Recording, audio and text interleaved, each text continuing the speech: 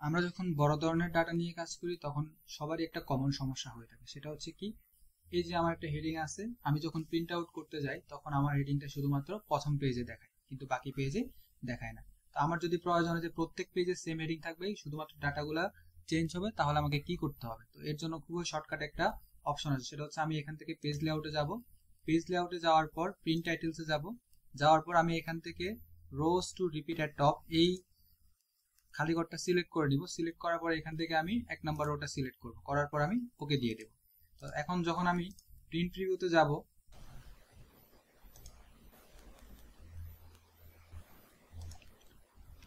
Control P, আমি print প্রিভিউতে গেলাম। যাওয়ার পর আমি প্রথম পেজেও সেম হেডিং দেখতে পাচ্ছি এবং দ্বিতীয় পেজেও সেম হেডিং, তৃতীয় পেজেও সেম হেডিং। অর্থাৎ আমার শুধুমাত্র ডাটাগুলো চেঞ্জ হচ্ছে, কিন্তু হেডিংটা অপরিবর্তিত আছে। আমি যদি এদিকে তাকাই আমার ডাটা সেটের মধ্যে, আমার এখানে শুধুমাত্র হেডিং একটা, কিন্তু আমি প্রিন্ট করার সময় প্রতিটি পেজে একই হেডিং পাচ্ছি।